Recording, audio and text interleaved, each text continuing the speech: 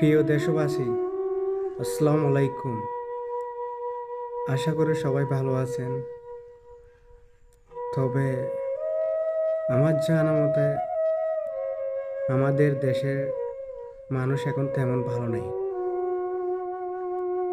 কারণ আমরা এমন একটা মানুষ হারিয়ে ফেলেছি, এমন একটা মাকে হারিয়ে ফেলেছি। হ্যাঁ, যে মায়ের অনেক স্বপ্ন ছিল এই দেশ নিয়ে, অনেক স্বপ্ন ছিল এই দেশের মানুষ নিয়ে। যে মা চাইতো এই দেশের মানুষ যেন ভালোভাবে দাঁড়াতে পারে। যে মা কখনো নিজের কথা ভাবতো না, যে মা সব সময় আমাদের দেশের মানুষের কথা ভাবতো, যে কখনো প্রধানমন্ত্রীর ক্ষমতা পর্যন্ত চাইতেন না। উনি এমনও সময় গেছিলেন, উনি নিজে থেকেই পদত্যাগ করেছিলেন যেন দেশটা ঠান্ডা হয়। উনি জোর করে কোনোদিন ক্ষমতায় থাকতে চায়নি। তারপরে কি বলবেন আপনারা?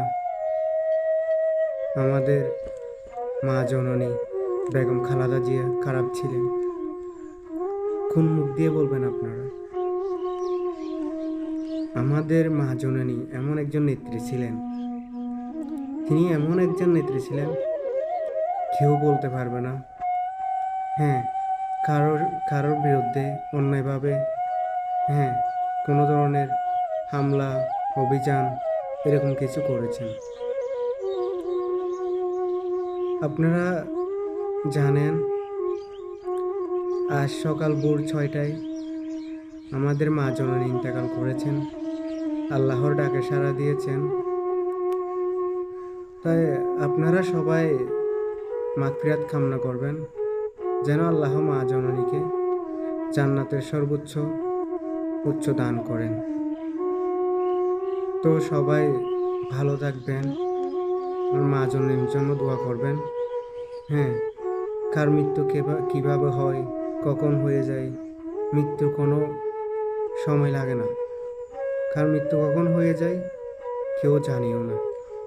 এই যে আমাদের অনেক আশা ছিল, হ্যাঁ, এবার আমাদের বিএনপি ক্ষমতায় আসবেন। হ্যাঁ, আমাদের মা জননী এই সুখের দিনটি দেখে অনেক আনন্দিত হবেন, কিন্তু তাহার হলো না। তা একটা কথাই ঠিক, আল্লাহ যা করেন ভালোর জন্য করেন। হ্যাঁ, আল্লাহ যেটা করেন সেটা ভালোর জন্য করেন, সেটা কেউ